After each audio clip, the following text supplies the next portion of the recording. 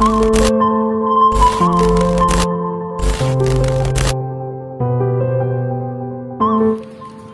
awali dengan panganjali umat. Om Swastiastu, Om Awigana-mastu Namo Sidam. Kami dari kelompok 3 ingin menyampaikan materi yaitu sejarah agama Hindu di dunia. Dan perkenalkan, nama saya Igede Arya Kusuma Wardana. Nama saya Ida Ayu Wayan Arsita Dewi. Nama saya Nikade Wiska Selviana Yolanda. Nama saya Gede Yogi Sumardiana. Nama saya Kade Agus Putra Anjana. Materi yang pertama akan disampaikan oleh Yang pertama ada zaman lembah Sungai Sindu dan zaman Weda. Zaman lembah Sungai Sindu sekitar 2800 sebelum Masehi sampai 1800 sebelum Masehi merupakan sebuah peradaban kuno yang hidup di sepanjang Sungai Hindu yang sekarang merupakan wilayah Pakistan dan India Barat. Dikenal sebagai peradaban yang terpusat di kota Mohenjo-daro dan Harappa. Keruntuhan ini ditengarai disebabkan Sungai Saraswati Weda yang mengalami kekeringan pada 1900 sebelum Masehi. Akibatnya radiasi matahari yang cukup tinggi sehingga memengaruhi curah hujan di sekitar lembah. Peradaban Sungai Sindu merupakan peradaban kuno paling luas yang ditemukan setelah situs peradaban Mesopotamia dan Mesir. Pada tahun 1980, peradaban Sungai Sindu ditetapkan sebagai situs warisan dunia oleh UNESCO. Perkembangan budaya dan agama Hindu di lembah Sungai Sindu sekitar 3000 sebelum Masehi. Yang kedua ada zaman Weda. Zaman Weda merupakan ketika Weda sedang dikumpulkan sekitar pertahanan milenium kedua sampai pertengahan milenium pertama sebelum Masehi. Kebudayaan yang muncul pada periode ini dikenal sebagai peradaban Weda, berpusat di bagian barat laut anak benua India. Fase awal periode terjadi bersamaan dengan periode Harappa akhir, sedangkan fase akhirnya bersamaan dengan kebangkitan Mahajana pada kerajaan Indo-Arya awal di India. Sekian dari saya, terima kasih. selanjutnya. Materi yang kedua, zaman Brahmana dan zaman Purana. Zaman Brahmana ditandai oleh kitab-kitab Brahman yaitu Weda yang berisi peraturan-peraturan dan kewajiban-kewajiban keagamaan. Kata Brahmana berasal dari kata Brahman yang berarti doa, yaitu ucapan-ucapan sakti yang diucapkan oleh para imam atau Brahmana pada waktu berkorban. Zaman Purana yaitu perkembangan dari kebudayaan terdahulu. Zaman ini yaitu masa-masa ketika mitologi Hindu dihimpunan. Pada zaman tersebut, dewa-dewi tersebut memiliki karakter khusus dan dilukisi secara detail. Sekian dari materi saya. Ya, selanjutnya. Zaman Reformasi Hindu.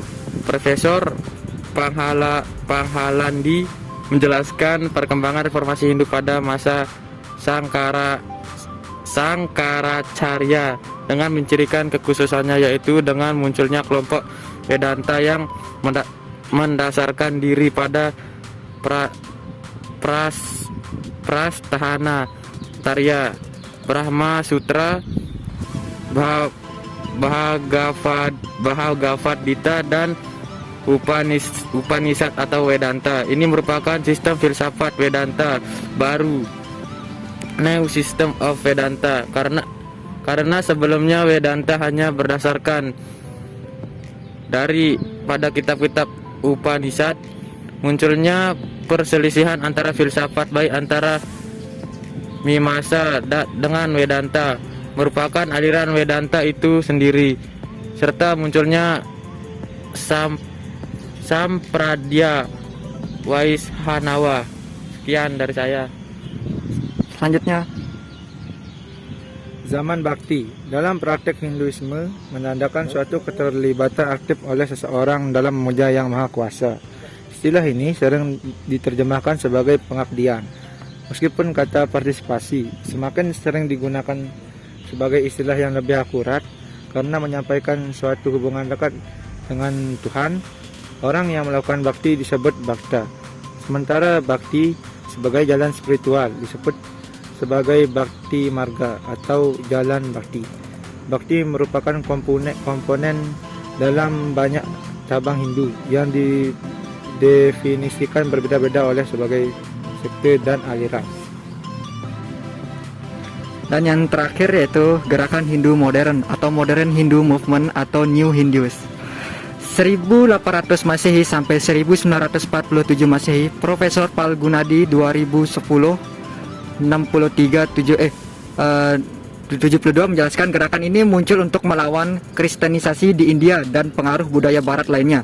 Gerakan ini dibedakan menjadi dua, yaitu gerakan golongan reformis dan golongan revivalis. Adapun cirinya sebagai berikut. Yang pertama, golongan reformis.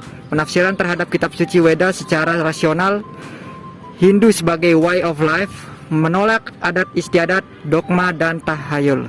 Hindu bersifat toleran dan bebas interpretasi, menafsirkan berdasarkan logika dan rasio, menolak upacara upakara, menolak tirta yatra, menolak ajaran yang tidak logis, menolak ajaran pendeta tidak logis, mencampur adukan ajaran agama-agama, mengajarkan prinsip-prinsip agama universal, sedangkan golongan revivalis memiliki ciri hanya catur Weda yang benar, kitab yang lain tidak benar. Populernya gerakan back to Weda. Weda boleh dibaca siapapun tanpa memandang kasta. Semua orang dapat menjadi pendeta. Menolak upacara dan upakara tidak logis. Munculnya ajaran Sarwa Dharma, semua agama sama saja. Munculnya ajaran kemanusiaan universal, Manawa Sewa Dharmawa Sewa. Pemurnian ajaran Hindu melalui rasionalis. Sekian materi dari kita, semoga bermanfaat. Kami tutup dengan Parama Santi. Om Santi Santi Santi Om.